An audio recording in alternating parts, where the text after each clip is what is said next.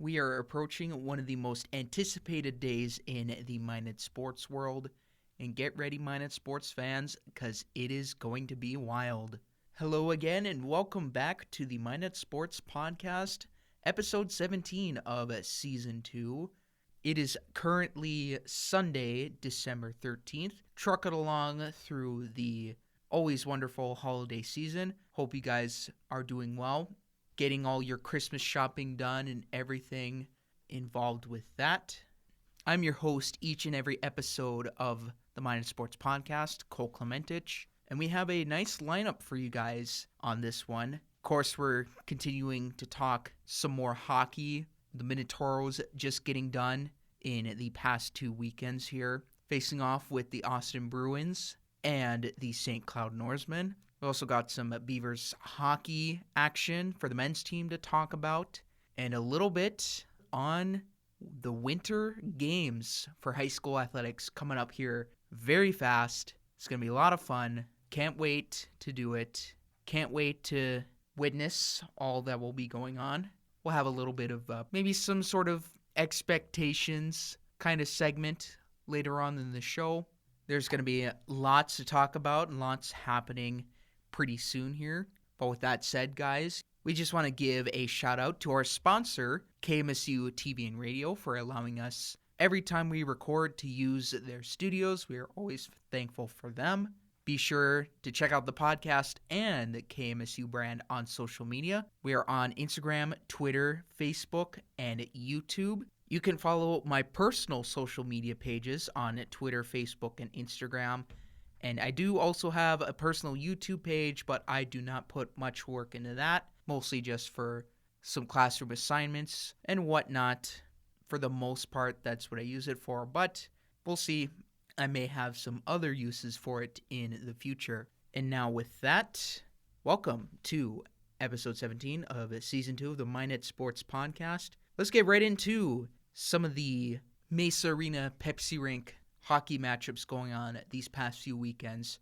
So just this past weekend, it was the Minotauros hosting the St. Cloud Norsemen. We'll get to that in just a little moment here. We'll begin the show with Minotauros facing off with the Austin Bruins. And actually, fun fact or fun bit of news coming out from the Bruins organization recently, due to some recent COVID guidelines or restrictions being placed in the city of Austin, Minnesota, the Bruins had to travel up here to Minot, where they would practice for a little bit inside the Mesa. They could not practice at their own rink, at their own facilities in their hometown, so they had to come up here for a little bit.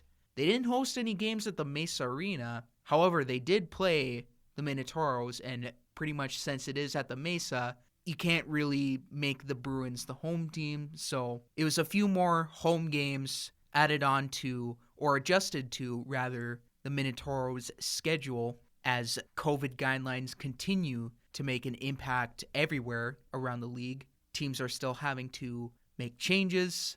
Either you might have to play more on the road or at home. Toros have had a lot of home games so far in this first half of the season, and it's going to be a huge road wave. A huge wave of road games coming up in the second half of the season. So hopefully we can kind of see some resolution with the scheduling here in this league, but we aren't yet known for sure.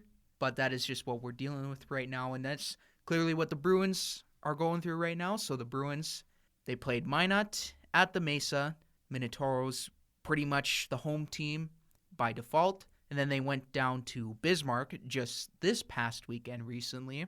So they're spending some time in North Dakota for a little bit this month. But yeah, let's get into the weekend series that happened with the Bruins, the Minotauros. To give you some quick scoring updates on both games, Minotauros winning Game 1 on the Friday night of that series, 3-2. It was an overtime winner by Cade Stibbe, the Fargo Davies alumni. Pretty stoked to see a North Dakota high school hockey alum getting involved in the next levels of their hockey careers. recognizing that they have a real talent, that they have a chance to play in the next level and the next level after that, and so on and so forth, that sometimes, it's a tough decision, but, it could be better for your career. And maybe it's not as tough a decision. Maybe it's really easy, but good to see players recognizing that. And Cade Stibbe is just another example. And there's a whole ton of hockey players that do it. Minnesota being the state of hockey, there's a lot of players that reach out for those opportunities. But yes, like I said, Cade Stibbe getting the overtime victory for the Toros, the game-winning goal in the extra frame.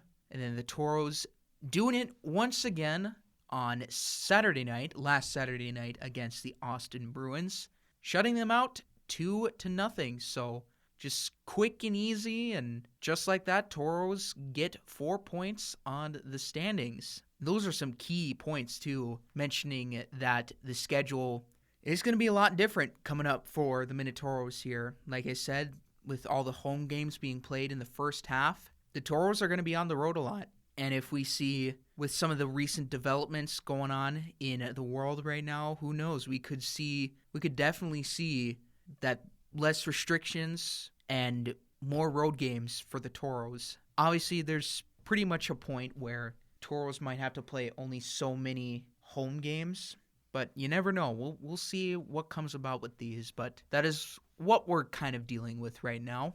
And so these points are huge for Minot. Get them now, because the road games, they're going to be tough. And with a division like this, having to play Bismarck on a daily basis, having to play Aberdeen on a daily basis. Heck, we just saw St. Cloud looks so much better, much improved from the last time Minot faced them. It's going to be a big challenge. And so for the Toros to get these 4 points, that is highly critical. But looking back at that weekend, on the Friday night, again, the Toros 3-2 victory in overtime. They led 2-0. The goals came from Damon Zimmer in the first period. Cade Stibbe actually scored in regulation to make it 2-0 for the Toros. And then Austin would make a comeback of their own to tie it at 2 apiece and send it to the overtime period. And then that is where Cade Stibbe comes in to score the game winner off of a backhander on a breakaway, a clear-cut breakaway. He stole the puck in the neutral zone. He got it from a Bruins turnover, and he just was off to the races.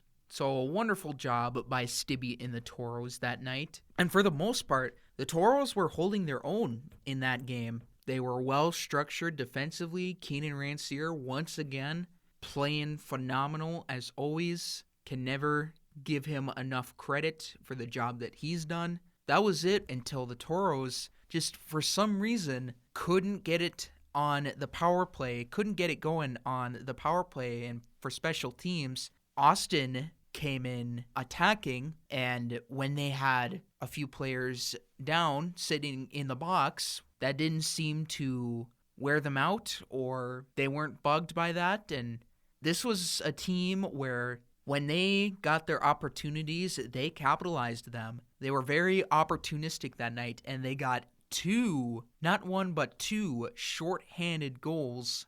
Both, I believe, were 2-on-1s on the rush, and really tough for any goaltender to stop that coming their way. And even for the defender, kind of in a little of a panic mode.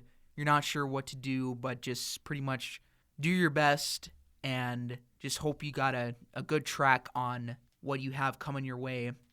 And the Toros, for most of that game, they were doing very good, playing with the lead and keeping the foot on the gas pedal until just that one breakdown happened. And it was like, what happened for the Toros? And then all of a sudden, momentum was shifting to Austin's way and going into overtime. That's never a good sign. But thank goodness, Cade Stibbe, the hero of that one, for how well the Toros did. Again, just that one miscue in that third period, just those few miscues in that third period. It was good to see Minot pull away with this victory. And then even better was how they responded the next day. Yeah, the offensive firepower may have not been there, but they did enough to get another one in the win column. 2-0 the final score on that Saturday night. Kyle Kukkonen and Jacob Thomas scoring for the Toros in that one. Rancier playing phenomenal once again. 36 saves in the shutout fashion. Anytime you can see a team respond that way, you got to give them credit, because I don't think that recent game sat well for Minot in their heads, and they came out and they played much better. So good on them in the weekend series against the Austin Bruins, making sure they get all points possible in that one. And so they're definitely showing out pretty nicely in the standings as of right now. And how would that look going forward into the next series against the St. Cloud Norsemen, which happened not too long ago, just recently? The Norsemen entering the series winless, and so this is a real big opportunity for the Toros to get even more points on the board. However, the one thing about it is that this series against the Norsemen is quite different to the one played earlier, and the Norsemen having, again, this is just another one of those teams facing the troubles of the COVID guidelines and restrictions and even the positive tests. Every team, even the Toros, are handling it right now. The lineup that the Norsemen put out in this one looked quite different than last time. A lot more players being added to the Norsemen roster, and they would play better. They would give Minot their all in this series. And so how did it look for the Toros? Well, going into Friday night for the first game, these were all played at home for the Toros, just to make that clear again. The Norsemen dominated play for a major portion of that first period until just that one break. And this is where you got to have luck on your side, and you got to appreciate what it can give you at times. And for the Toros, Kyle Kukkonen, who has been nothing but an offensive force and adjusting real nicely to this Toros team. Norsemen lose the puck in the offensive zone. Kyle Kukkonen spots it right away. He takes the puck and he's off to the races on a breakaway, short-handed, and boom, he goes in and scores on the Norsemen to give the Toros a 1-0 lead. And right after that moment, that just pretty much got the Toros going. Although, however, they would surrender a goal that would tie it at 1-1, the Toros would go on to dominate the rest of that period. They would go up 2-1 off of a goal from Caden Scott. And then on the power play is Blaine Warnert, one of the Toros draft picks this past summer. Toros would go up 3-1 at the end of the first period. And so it was kind of a slow start for Minot. And just that break for Kyle Kukkonen to score, that was a huge booster for the Toros in that period. Not just that period, but in the game as well. And then the Toros would really, really turn it on. That seemed to help them a lot. And Dante Lawson scoring in the second period, giving the Toros a 4-1 lead. So sitting comfortably, entering the third period. However, it is going to be a battle in this third period between the Toros and the Norsemen. St. Cloud would go on to score, make it 4-2. Those tend to happen, it's just one goal, but a big one for the Norsemen as it came fairly early. The thing for Minot, just be sure to tighten it up so that doesn't give St. Cloud any momentum. And sure enough, Minot would make it not that easy for the Norsemen to try and come back into this game, as Isaac Keller drawing into the offensive zone, scoring from a distance, going top shelf, short-handed. That'll give the Toros a 5-2 lead. And now we're at the point where the Toros have to be a little cautious this time as the Norsemen start their push back into the game. And they scored, making it 5-3, and then again, just a little to make it 5-4, and now all of a sudden it's only a 1-goal lead for Minot. However, the Toros just barely holding on, barely making their way towards the final horn to try and come away with the victory. Joseph Hargindigi scores 5-hole, make that 6-4 for Minot. Norsemen take a timeout in a stoppage of play. 6-on-5, they would pull their goalie, and then they would score off of it. So now it is 6-5, and then this is where we're just in an offensive battle here. This is one of the most entertaining periods you will see at the Pepsi rink this year, up to this point. And just those Norsemen just will not go away. But the Toros, they have a plan to combat what the Norsemen are throwing at them, as Kyle Kukkonen, once again, getting involved in the score sheet. He sent Carter Corpy for the empty net tally, 7-5, and then the Norsemen pull the goalie again for the extra attacker in hopes to get another one to try a last final effort to come back in this game, but that wouldn't happen as Will Kroll from a long range gets an empty net goal of his own. That'll make it 8-5 Minot, pushing any sort of motivation or confidence that the Norsemen had to come back in the game just completely gone. However, the St. Cloud Norsemen did add a goal with 1 second left to make it 8-6. And that was it. Like I said, talk about an entertaining third period and game overall. Lots of goals being scored. For the Toros, they started off slow, but they were able to really, the big key for them in that one, just being able to overcome that slow start and just take over the game from there. And they know they have a lot of offensive talent up front who can put the puck in the net. That was just one of those crazy games where those tend to happen from time to time, and that's just life. That's just how life works. You're going to have games like that. And the important thing was that the Toros came away with the win. The important thing is how they were able to come up with it. And that would patch 2 more points to the standings for the Toros, and still leaving the Norsemen winless heading into the Saturday night game, or rather last night. And this outcome would be much different this time around, as the Norsemen finally came away with their first win of the season for them, 3-1 over the Minotauros. Kyle Kukkonen once again just doing wonders for this Toros offense. He scored the lone goal for Minot. In fact, it was also another breakaway, so he's just fast and speedy and incorporating his skill set very nicely with this Toros roster.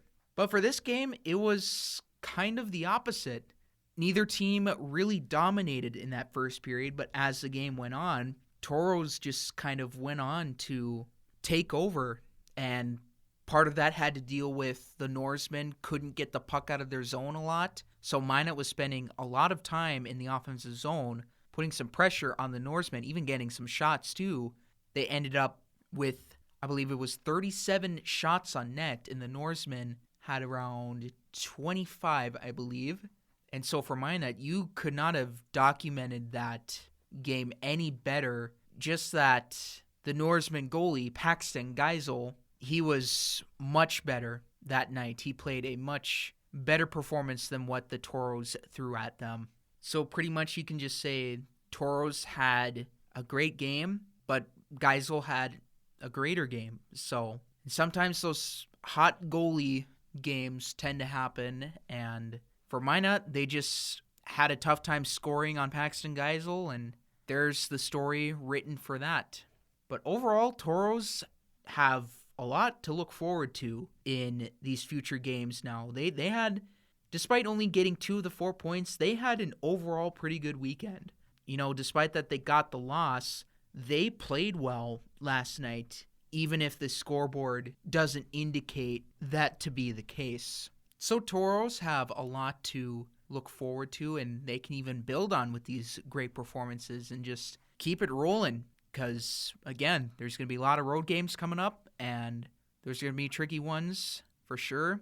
Points are at a premium this year. And so there you have it for the Minotauros, going 3-1 in their last 4 games against both the Austin Bruins and the St. Cloud Norsemen.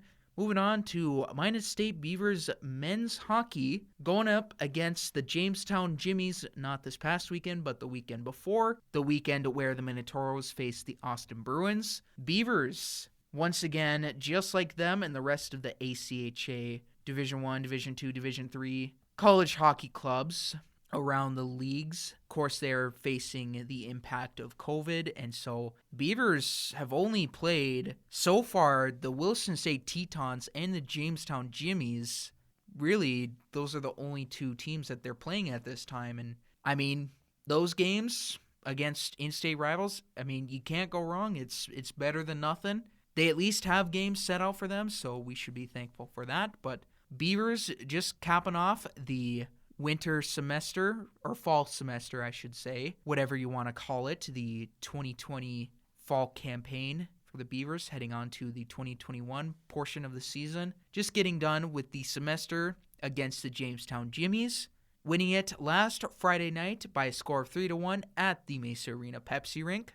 A phenomenal job by the Beaver defense and Troy Martinuk in net. And then doing it again, this time on Jamestown's home ice, 5-1. Much more goal scoring in that one for the Beavers, showing off what they have for their offensive talent, showing that even in the tight games, they can still prove that they can score goals on the next day or on the second day of a back-to-back in a weekend series. But looking back on that series on a Friday night, both teams didn't really give each other much to work with, and you could notice that just by looking at the scoreboard. But for the Beavers, a nice showing on defense. Again, Troy Martinuk in net, having a nice game for the Beavers, and just getting enough with the 3 goals in that one. And then the next day, on Saturday, bigger output for your Beavers.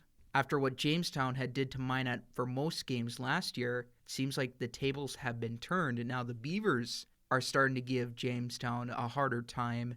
And yet, when you play the Jimmies, they're still not a guarantee for victory for Minot State, as they have been holding their own for this season. And that goes back to the scoreboard on Friday night, the last time they played on the Mesa Arena ice. And also, you got to credit the goalies. There's been a lot of great goaltending battles. But going back to Friday night, the key for the Beavers in that one, once they got those 2 goals in the first, they pretty much just locked it in the rest of the game. However, they did let up 1 against Jamestown, which, even for Troy Martinuk, who had a good game that night, that one was a tough one to stop. Puck was shot from the point, hit the post, and then just an open net for Gage Thompson to shoot in. So not much Troy could have done there, but the Beavers just had it locked up the rest of the way. They played well.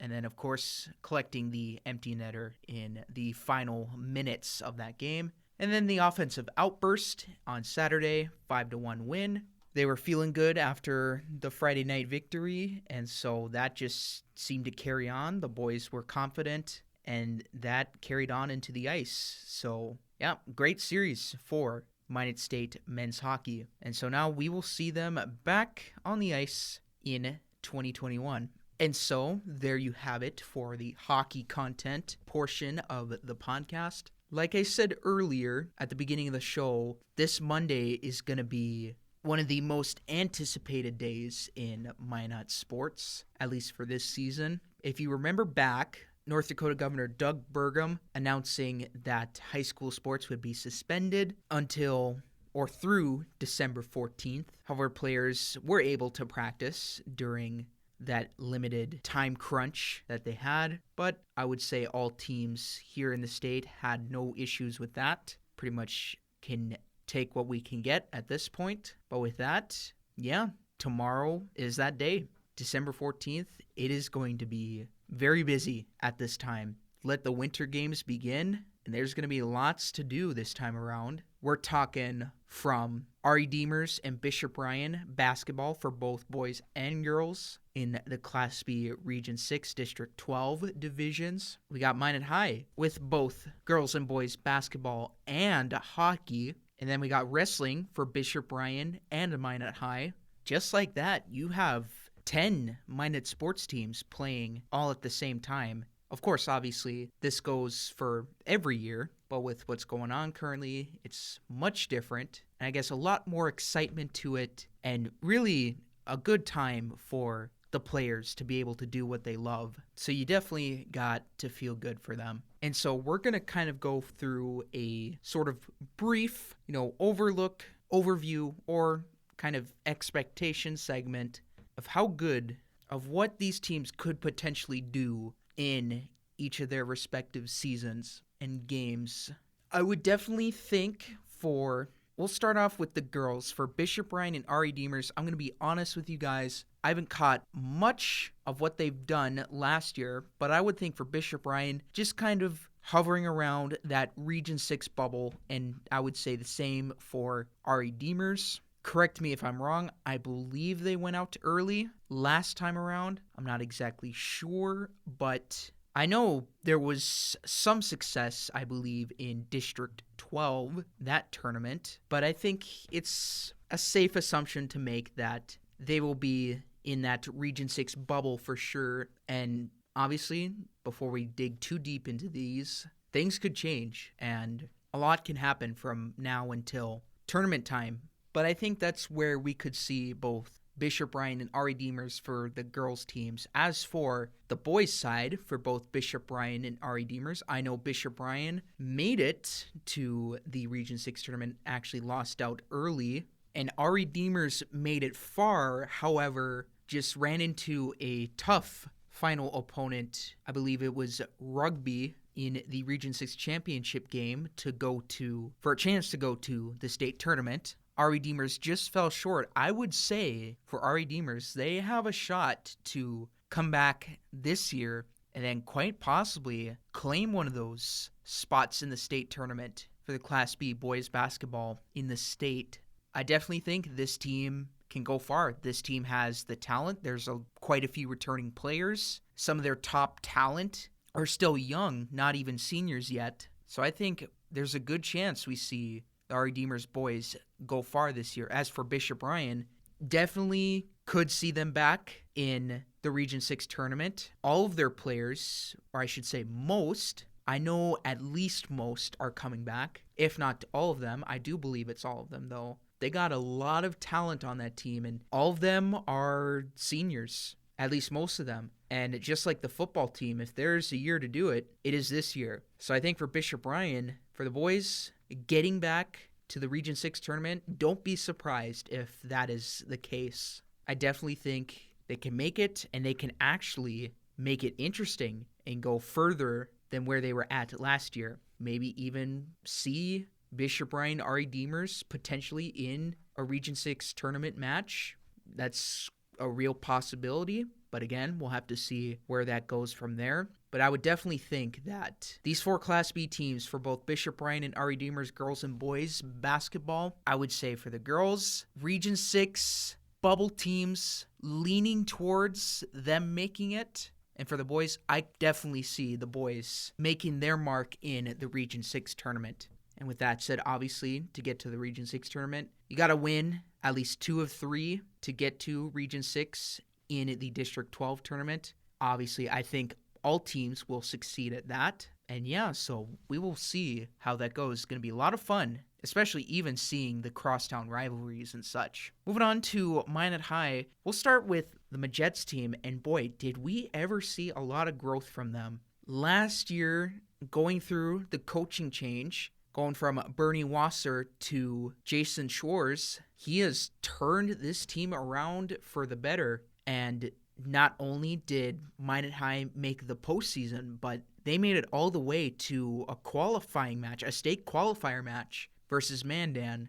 Unfortunately, they lost to Mandan. That it wasn't without an effort, without a fight. We saw a different Majets basketball team last year than what we did the years before that. We saw lots of improvement. We saw some growth, some situations for them where they're learning valuable experiences, and that's going to help this team a lot. We saw a lot of growth from them, and I still think there's a lot more to be had with them. I think we could see this team despite losing some big-name seniors like Allie Nelson, who made it to the 1,000-point club in Minot High girls basketball history, Coach Schwartz will find a way for this team, I'd say, to get back into the postseason, into that West Region tournament, and once again compete for another chance to make it to the state tournament.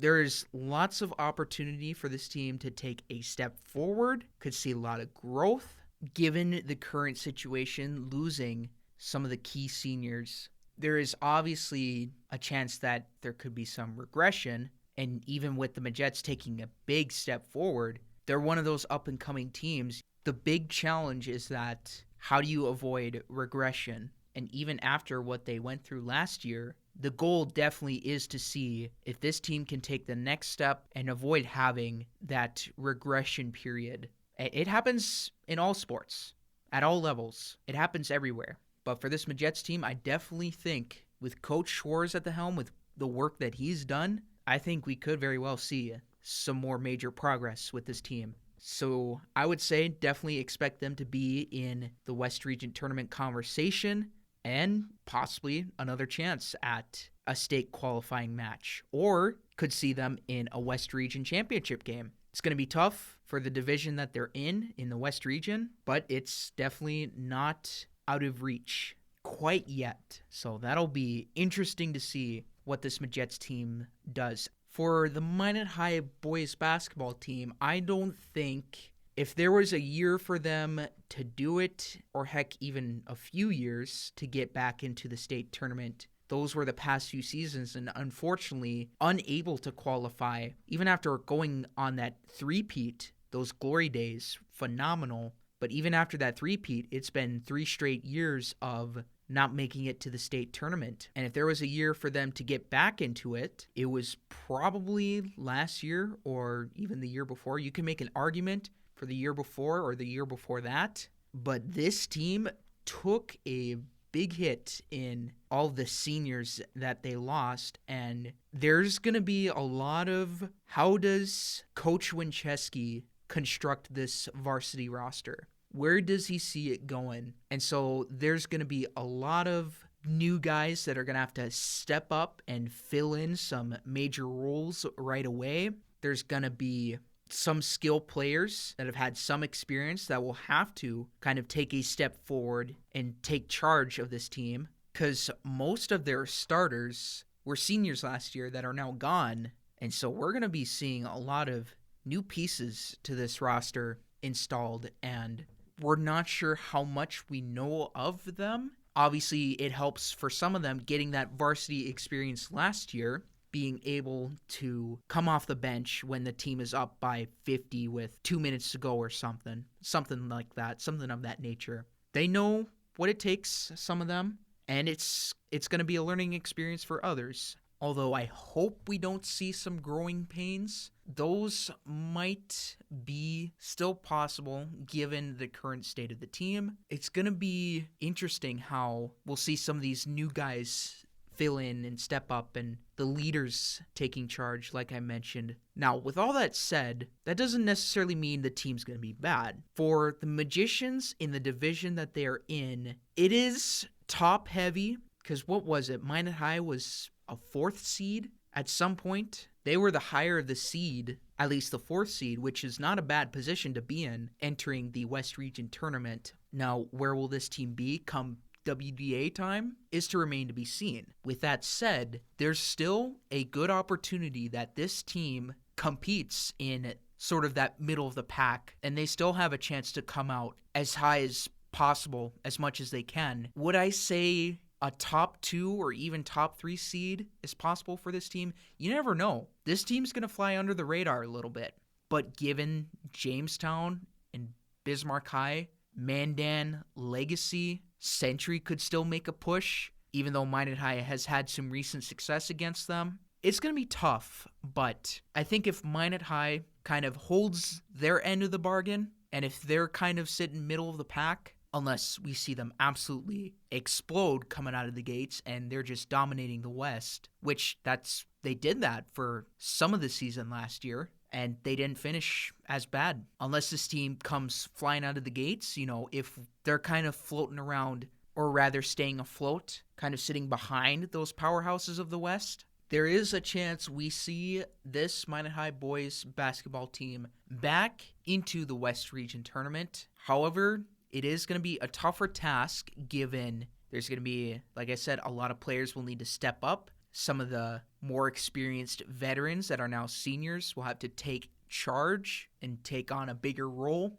But I think this team is good enough to compete once again inside the West Region basketball tournament. I would just say win the games you need to and make it a competitive match against the powerhouses. Even take one possibly from them too, because that happened against Jamestown in Minot High last year. That was a huge game. Phenomenal. So I would definitely say this team has enough to make it to not only the West Region tournament, but compete once again, vying for that spot in the state tournament. Hopefully make a return back after a 3-year absence. Moving on to the hockey teams for Minot High, we'll start with the girls. And just like the Majets, what a jump we've seen this team make. And most of their players are going to be back once again for another season. They're also unveiling some nice, freshly made threads that are just beautiful.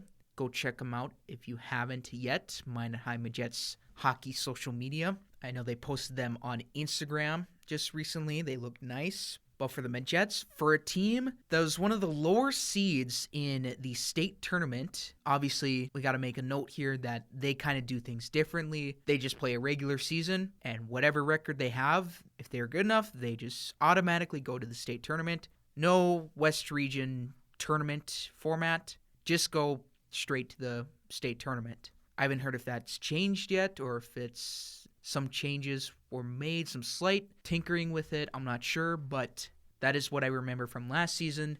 They were one of those lower seeded teams, I believe, kind of like maybe what Minot High boys basketball is going to be doing this year, flying under the radar. They came in and they put up a third place finish at the state tournament. To do that under the circumstances that they faced, going up against the Bismarck Blizzard, just a tough game.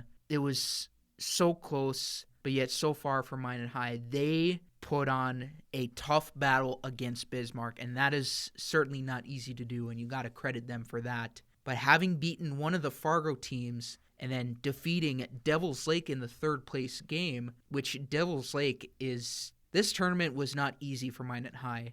And for the girls to come out with that, that's a lot of credit to them. And certainly there's going to be some more eyes looking at the Majets team and what they can do. And this is a good team in the West. The only thing is that Bismarck is just, they win the division year after year after year and state title after state title. And they're just that bulldozer. And so unless Minot High can take that next step and really take down Bismarck, that would be a really tough task, and Bismarck's just so good. I still think we see Minot High atop of the division at leaderboards, or at least having a pretty respectable seeding come to the state tournament. I think after the performance last year, there's probably some heightened expectations that I think Minot High can do a little bit more damage once they get to the state tournament. Not only win that first game, but also a chance to win that second game. They proved it last year that they can compete with the big guns. You couldn't have been any prouder of them for how well they faced Bismarck. It is a tough task for anyone to face the Bismarck Blizzard. They combine all the schools together into one team, and that just seems to be the theme every year. Is Bismarck is always the one at the top of the West region and the state. So if that's given, I would say Minot High probably has heightened expectations, and to stay afloat near the top, if not take over that top position, given how well they played Bismarck. I think Minot High gives Bismarck the most competition. Honestly, that is a pretty fair assumption or safe assumption to make there. At least when you're talking about West teams versus West teams. Obviously, the East, there are East teams that Minot High plays with, and there's a lot of non-conference games with girls hockey, and that's just how it works. But from a West region standpoint, Minot High gives Bismarck the most competition, I would say. Eastern teams can give their best competition against Bismarck for sure. But for Majet's hockey, definitely would not surprise me to see them back in the state tournament at a higher seed. I mean, at least hopefully we can see that happen. There's definitely some heightened expectations for the team. We could even see a better outcome in the semis or even a chance at a state title. But given how good the East is and just that, again, that bulldozer in Bismarck, it'll be a tough challenge, but I definitely think Minot High will be up there, at least in the division, and making their spot in the state tournament count. They will definitely give out some nice competition going into that tournament. I would definitely think that. But again, we want to be careful too that they don't regress, kind of a little similar to Majet's basketball, with at least talking about the jump that they made. The team wasn't expected. At least I would say most thought the team wasn't expected to do this well. And so, like I said, probably with brighter spotlight on them, let's hope that they don't regress, but rather continue to build off of what they accomplished last year. But also, give them credit for what they were able to do in the last state tournament in the 2020 winter season. As for boys hockey, for Minot High has a great chance to win a West Region championship. That's how highly I think of them. For Minot High boys hockey, I think it's a no-brainer. We see them back in the West Region tournament. Good for them this year because the Mesa Arena will be back for the host arena for the West Region boys hockey tournament. But I think it's a no-brainer that you would say Minot High boys hockey would be back in the West Region tournament. And with that said, for how good they were last year and how much the Bismarck teams kind of took a step back, last year was a real opportunity year for Minot High. And they still made the state tournament, but that may have been their best shot, at least to win a West Region tournament. They were higher seed than Bismarck High in the semis, but still lost to them. For the Minot High boys, another team that is returning most of their starters, most of their skaters from last year, they won the West Region in the regular season. Don't be surprised if they do that again. And once they do make it back to West Region hockey action in, obviously, the West Region tournament, the West Region bracket, I think we could see some more come out of this team and either compete in the West Region Championship or even win it. And that would put them in a nice position going into the state hockey tournament. Because obviously, need 2 wins out of 3. If Minot High gets 2 in a row right away, they're automatically in the state tournament, guaranteed one of the top 2 seeds. If they win that West Region Championship, they get the 1 seed. I definitely think that this team has what it takes to do that, for sure, absolutely. And I think we'll definitely see how that plays out. But I think Minot High boys hockey has a good shot. Same can be said for Minot High wrestling. Unfortunately, lost in the state title game, or state title match rather, to Bismarck High, 1 seed out of the West Region. Minot High was the 2 seed. They made it back to the state title match last year. I think they can do it again. And hopefully we see a better outcome this time for Minot High wrestling. Obviously, I think they'll do well. They'll do their thing in the West Region matches. I think they'll come out with a top 2 seed for that first tournament and then entering in with that into the state tournament. And I think they have what it takes to go back not only to the state title match, but win it as well. Coach Racine knows what he's doing, and he's been coaching up these kids well. This is a good Minot High wrestling team. And so I think we see them not just at the top of the West Region, but also top of the state, hovering around top of the state, if not at the very top, hopefully by the time wrestling is done for Minot High. As for the individuals, they're going to have a lot of returning seniors, a lot of returners that have made their way into the state, the outlook of wrestling in the state of North Dakota. So I think Justin Racine still at the helm. We even see, once again, a few 2, 3, or 4 individual wrestlers that qualify for individual state tournament brackets. And we've seen quite a few Minot High state champions for individual state champions, for sure. It's happened last year, and I think very well we see it happen again this upcoming year. If not, we'll at least see some at least contend once again. So they'll be fun to watch. Another Minot sports team that is very fun to watch is Minot High Swimming, and I think the biggest no-brainer expectation, obviously for them, state title, 3-time defending champs. They have a solid core in place. Coach Solper is back once again. This is pretty much a no-brainer. If you were to ask me who has the best shot to win a state title, it's Minot High Swimming. Out of all the Minot High teams coming up this season, I could definitely see, once again, Minot High Swimming atop of the mountain for the boys team getting another state title. And if you were to ask me also which Minot High team has the best shot of winning West Region Championship, once again, Minot High Magician Swimming.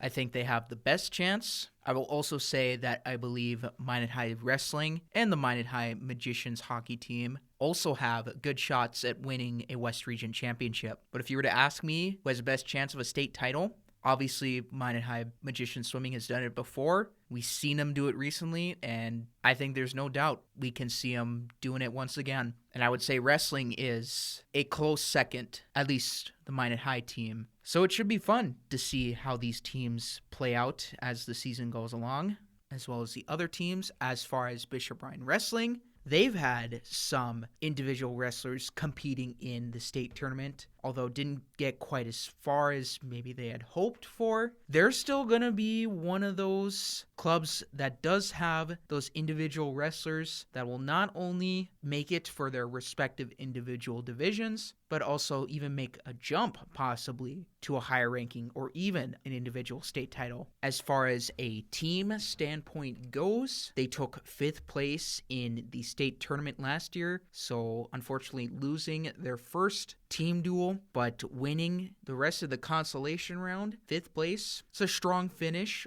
but I think for them, I definitely say they will be back and competing in the state tournament once again. And I think the theme that I've been going for these is that I think we see lots of improvement for all these teams in the original spots that they were in. And I will have it no different for Bishop Ryan Wrestling, despite that each team, and just like them, going through changes every year, losing seniors and such. I think they will be back and competitive and ready to go. I'll be honest, I haven't seen much Bishop Ryan Wrestling action, but we'll get to see this Tuesday for their first home match of the new season. I definitely think that they will be back, at least competing in the state tournament. And I think hopefully, if all goes well, we'll see some better rankings, some improvement, maybe a spot in the semifinals. But the divisions are huge, and so the competition is heavy, so we'll see. Certainly what Bishop Ryan, what damage they can do heading into the big dance. So yeah, there you have it. I'd say they'll be competitive, as well as all of the other winter sports teams here in town. And of course, these are subject to change, obviously, during the season as it's happening. Let's hope all teams can remain as competitive, keep a competitive balance as much as they can. It'll be a lot of fun and interesting to watch. We'll know more as each game passes on, but it's just that competitive nature in Minot sports, something about it. Some teams will go far and some teams won't go as far, maybe. But just that competitive spirit in Minot sports, just something about it. There will be no shortage of that competitive attitude for all teams here in town. And so there you have it on this longer episode. Again, no pressure. Looking forward to seeing how each team does. And I'm sure all of you guys are as well. Of course, given the situation that we've been handed this past year. But these were just some of my personal thoughts. Keeping an optimistic attitude. Hope I'm right on all of them. That we see some, again, great competitive nature for the Minot sports world. Well, with that said, Minot sports fans, that is going to do it for episode 17 of season 2 in the Minot Sports Podcast, presented by KMSU TV and Radio, where we are always fortunate enough to use their studios each and every time we get the chance to record. You can check out the Minot Sports Podcast and KMSU TV and Radio on social media. Go hit them up on Instagram, Twitter, Facebook, and YouTube as well. Again, I'm your host for every episode, Cole Clementich, signing off. We're heading into Christmas break for school, and what an exciting time to be in right now for Minot Sports. Looking forward to it, like I said many times, and I hope you guys are ready too.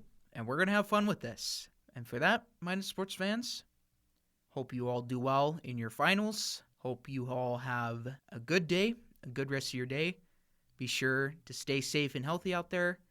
Take care, and I will see you guys in the next one. Peace out.